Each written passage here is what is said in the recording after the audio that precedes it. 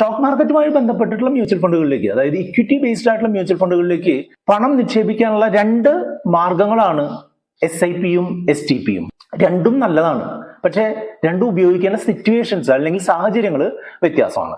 ആ സാഹചര്യങ്ങൾ എന്താണ് എന്നുള്ളതാണ് ഈ വീഡിയോയിലൂടെ നിങ്ങൾക്ക് കൃത്യമായിട്ട് പറഞ്ഞു തരാൻ ശ്രമിക്കുന്നത്. ഞാൻ സുബീഷാണ്. റുപ്പിമംഗ് എന്ന് പറഞ്ഞ യൂട്യൂബ് ചാനലിലൂടെയും ആസ്ക് റുപ്പിമംഗ് എന്ന് പറഞ്ഞ വാട്സ്ആപ്പ് സർവീസിലൂടെയും പേഴ്സണൽ ഫിനാൻസുമായി ബന്ധപ്പെട്ട കാര്യങ്ങൾ പറഞ്ഞു തരുന്നത് ഞാനൊരു കഥയിലൂടെ ഈ SIPയും STPയും തമ്മിലുള്ള വ്യത്യാസം നിങ്ങൾക്ക് പറഞ്ഞു തരാൻ ശ്രമിക്കാം.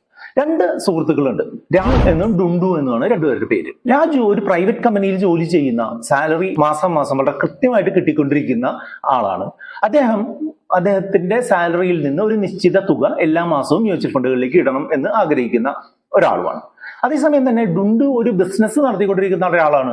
ആ ബിസിനസ്സിൽ നിന്ന് വരുമാനം കിട്ടുന്നത് വല്ലപ്പോഴും ഒക്കെയാണ്. കിട്ടുന്ന സമയത്ത് അത് വലിയ തുകയായിട്ടായിരിക്കും കിട്ടുന്നുണ്ടാവുക. ഡുണ്ടുവിനാണെന്നുണ്ടെങ്കിൽ ഒറ്റ തവണയായിട്ട് പൈസ ഇടാനായിട്ട് വിഷമവുമാണ്, അല്ലെങ്കിൽ ഒരു പേടിയുമാണ്. രണ്ട് ആളുകൾക്ക് യഥാക്രമ SIPയും STPയും എങ്ങനെ ഉപകാരപ്പെടുന്നു എന്നുള്ളതാണ് പറഞ്ഞു തരുന്നത്. SIP എന്ന് പറഞ്ഞിട്ടുണ്ടെങ്കിൽ സിസ്റ്റമാറ്റിക് ഇൻവെസ്റ്റ്മെന്റ് പ്ലാൻ എന്നാണ് പറയുക. അതായത് നമ്മൾ ഒരു നിശ്ചിത തുക ഒരു നിശ്ചിത മ്യൂച്വൽ ഫണ്ടുകളിലേക്ക് ഒരു നിശ്ചിത ദിവസം നിക്ഷേപിക്കുന്നു എന്നുള്ളതാണ്. ഉദാഹരണമായിട്ട് പറയുകയാണെങ്കിൽ, രാജുവിന് സാലറി കിട്ടിയ ദിവസത്തിന്റെ പിറ്റേ ദിവസം എല്ലാ മാസവും 5000 രൂപ വെച്ച് ഓരോ മാസവും നിക്ഷേപിക്കാനുള്ള ഒരു പ്ലാൻ സെലക്ട് ചെയ്തു എന്ന് കരുതുക. 5000 രൂപ വെച്ച് ഒരു പ്രത്യേക മ്യൂച്വൽ ഫണ്ടുകളിൽ ഓരോ മാസവും നിക്ഷേപിക്കുന്നു. അതായത് ഒരു 12 മാസം ആകുമ്പോൾ 60000 രൂപ നിക്ഷേപിക്കുന്നു. അപ്പോൾ ഒരു വർഷം രാജുവൻ 60000 രൂപ നിക്ഷേപിച്ചു. അദ്ദേഹത്തിന് ഏകദേശം 1120 യൂണിറ്റുകളാണ് കിട്ടിയിട്ടുള്ളത് എന്ന് കരുതുക.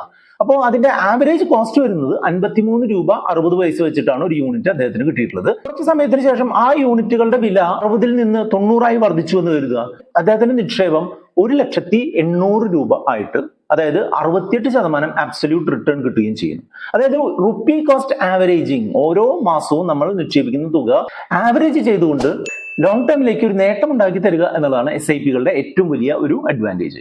അതുകൊണ്ട് തന്നെ ഒരു സാലറി കിട്ടുന്ന ഒരാൾക്കാണെന്നുണ്ടെങ്കിൽ SIP തന്നെയായിരിക്കും ഏറ്റവും നല്ലത് എന്നുള്ളത് നിങ്ങൾക്ക് ഏകദേശം മനസ്സിലാക്കി. ഇതുവരെ വീഡിയോ ലൈക്ക് ചെയ്തിട്ടില്ലെങ്കിൽ വീഡിയോ ലൈക്ക് ചെയ്തുകൊണ്ട് മുന്നോട്ട് പോകാം. STP എന്താണെന്നുള്ളത് പെട്ടെന്ന് ഞാൻ പറഞ്ഞുതരാം. ഞാൻ രാജുവിന്റെ കാര്യം പറഞ്ഞു കഴിഞ്ഞു. ഇനി ഡുണ്ടുവിന്റെ സിറ്റുവേഷൻ എങ്ങനെയാണെന്ന് വെച്ചാൽ, ഞാൻ മുൻപ് പറഞ്ഞതുപോലെ അദ്ദേഹം ഒരു ബിസിനസ് നടത്തുന്ന ഒരാളായതുകൊണ്ട് തന്നെ ഇടയ്ക്കിടെ ഒരു ലാർജ് പേയ്മെന്റ് ആണ് കിട്ടുക. അപ്പോൾ അത്തരം ആളുകൾക്ക് ഏറ്റവും നല്ല കാര്യമാണ് ഈ STP, സിസ്റ്റമാറ്റിക് ട്രാൻസ്ഫർ പ്ലാൻ എന്ന് പറയാം. ബിസിനസ്സിൽ നിന്ന് ഇൻകം കിട്ടിയാൽ ഉടനെ തന്നെ അതൊരു സേഫ് ആയിട്ടുള്ള മ്യൂച്വൽ ഫണ്ടിലേക്ക് പാർക്ക് ചെയ്യുകയാണ് ചെയ്യുക. അവിടെ നിന്ന് ഓരോ നിശ്ചിത മാസവും കുറേശ്ശെ എമൗണ്ട് നമ്മളുടെ ആക്ച്വൽ ഇക്വിറ്റി ഫണ്ടിലേക്ക് ട്രാൻസ്ഫർ ചെയ്യുക. അതങ്ങനെ ചെയ്യുന്നത് എന്തിനാണെന്ന് വെച്ചാൽ, നമ്മൾ വലിയൊരു എമൗണ്ട് ഒറ്റത്തവണയായിട്ട് ഒരു മ്യൂച്വൽ ഫണ്ടിൽ ഇട്ടാൽ ഉണ്ടാകാൻ സാധ്യതയുള്ള നഷ്ടസാധ്യത കുറയ്ക്കുന്നതിനായിട്ടാണ് അങ്ങനെ ചെയ്യുന്നത്. ഉദാഹരണമായിട്ട് പറയുകയാണെന്നുണ്ടെങ്കിൽ, ഡുണ്ടുമോൾ ബിസിനസ് ചെയ്തിട്ട് ഒരു 3 ലക്ഷം രൂപ കിട്ടി എന്ന് കരുതുക. ഡുണ്ടുമോൾ ചെയ്യുന്നത് ഈ 3 ലക്ഷം രൂപ ഒറ്റയടിക്ക് കൊണ്ടുപോയി ഇക്വിറ്റി ഫണ്ടിൽ ഇടുകയല്ല. അത് ഡെറ്റ് ഫണ്ടിൽ, ഒരു ഷോർട്ട് ടേം ഡെറ്റ് ഫണ്ട് പോലുള്ള, അല്ലെങ്കിൽ ഒരു ലിക്വിഡ് ഫണ്ട് പോലുള്ള ഒരു ഡെറ്റ് കാറ്റഗറി, സേഫ് ആയിട്ടുള്ള മ്യൂച്വൽ ഫണ്ടുകളെ പറയുന്നതാണ് ഡെറ്റ് മ്യൂച്വൽ ഫണ്ടുകൾ എന്ന് പറയാം. അത്തരം മ്യൂച്വൽ ഫണ്ടുകളിൽ നിക്ഷേപിക്കുന്നു. എന്നിട്ട് ഈ 3 ലക്ഷം രൂപയെ 12 കൊണ്ട് ഡിവൈഡ് ചെയ്താൽ കിട്ടുന്ന 25,000 രൂപ ഓരോ മാസവും ഇക്വിറ്റി ഫണ്ടിലേക്ക് ട്രാൻസ്ഫർ ചെയ്യാനായിട്ട് പറയാണ്. അപ്പോൾ നമ്മൾ വലിയൊരു എമൗണ്ട് ഒരു മ്യൂച്വൽ ഫണ്ടിൽ നിക്ഷേപിച്ച് അതേ മ്യൂച്വൽ ഫണ്ട് കമ്പനിയിലെ കുറെ കൂടെ റിസ്ക് കൂടിയ മ്യൂച്വൽ ഫണ്ടുകളിലേക്ക് സ്റ്റെപ്പ് ബൈ സ്റ്റെപ്പ് ആയിട്ട് ട്രാൻസ്ഫർ ചെയ്യുന്ന രീതിയാണ് സിസ്റ്റമാറ്റിക് ട്രാൻസ്ഫർ പ്ലാൻ, അല്ലെങ്കിൽ STP എന്ന് പറയാം. ഈ ഉദാഹരണത്തിന് നമ്മൾ ട്രാൻസ്ഫർ ചെയ്യുന്ന തുക എല്ലാ മാസവും 25,000 രൂപ വെച്ച് തന്നെയാണ്. പക്ഷെ NAV കുറയുകയും കൂടുകയും ചെയ്യുന്നതിനനുസരിച്ച് നമ്മൾക്ക് യൂണിറ്റുകൾ കുറവും കൂടുതലായിട്ട് കിട്ടുകയാണ് ചെയ്യുക. അപ്പൊ 12 മാസത്തിൽ ഈ 3 ലക്ഷം രൂപ ട്രാൻസ്ഫർ ചെയ്തപ്പോൾ ആവറേജ് അദ്ദേഹത്തിന് വന്നിട്ടുള്ള NAV എന്ന് പറയുന്നത് 50.5 രൂപയാണ്. അതായത് 3 ലക്ഷം രൂപ ഏകദേശം 5,940 യൂണിറ്റുകൾ വാങ്ങുന്നതിനായിട്ട് അദ്ദേഹത്തിനെ സഹായിച്ചു. ഇനി മുൻപ് പറഞ്ഞതുപോലെ തന്നെ ഒരു NAV 90 വർദ്ധിച്ചു എന്ന് കരുതുക കുറച്ച് സമയത്തിന് ശേഷം. അപ്പൊ എല്ലാ യൂണിറ്റുകൾക്കും, ഈ 5,940 യൂണിറ്റുകൾക്കും എന്ത് കിട്ടും? 90 രൂപ വെച്ച് വില കിട്ടുകയും 5,34,600 രൂപ എന്ന് പറഞ്ഞിട്ടുള്ള 78% ആബ്സല്യൂട്ട് റിട്ടേൺ കിട്ടുന്ന ഒരു സിറ്റുവേഷനിലേക്ക് പോവുകയും ചെയ്യും. STP ചെയ്യുമ്പോൾ നമുക്ക് മാർക്കറ്റിലേക്ക് മൊത്തം എമൗണ്ട് ഒരേ സമയം ഇടുമ്പോൾ ഉണ്ടാകുന്ന ആ ഒരു ടൈമിംഗ് റിസ്ക് ഒഴിവാക്കുന്നതിനായിട്ട് നമ്മൾ ചെയ്യുന്നു. നമുക്ക് അങ്ങനെ ഒറ്റത്തവണ ഇടാനായിട്ടുള്ള പൈസ ഇല്ലാത്ത നമ്മളിപ്പോഴുള്ള ശമ്പള വരുമാനക്കാർ എന്ത് ചെയ്യുന്നു വെച്ചാൽ, മാസം ശമ്പളം കിട്ടുന്നതിനനുസരിച്ച് ഇൻവെസ്റ്റ് ചെയ്യാൻ. നമ്മൾ ഒരു ഇക്വിറ്റി മ്യൂച്വൽ ഫണ്ടിലേക്ക് 3 ലക്ഷം രൂപ ഈ ഡുണ്ടുമോള് നിക്ഷേപിച്ചിരിക്കുന്ന അതേ സമയത്ത് മാർക്കറ്റ് വളരെ വലിയൊരു ക്രാഷ് വന്നിരുന്നു എന്ന് കരുതുക. ഇപ്പൊ 3 ലക്ഷം രൂപ ഒറ്റയടിക്കാണ് നിക്ഷേപിച്ചത്. പിറ്റേ ദിവസം മാർക്കറ്റ് 10% ക്രാഷ് ആയാൽ 3 ലക്ഷം എന്നുള്ളത് 2,70,70,000 ആയിട്ട് കുറയാനുള്ള സാധ്യതയുണ്ട് അല്ലെ. അപ്പോൾ ആ ഒരു മാർക്കറ്റ് റിസ്കിനെ ഒഴിവാക്കുന്നതിനായിട്ടാണ് ഈ STPകൾ ഉപയോഗിക്കുന്നത്. STP എല്ലായ്പ്പോഴും എല്ലാവർക്കും നല്ലതാണോന്നില്ല.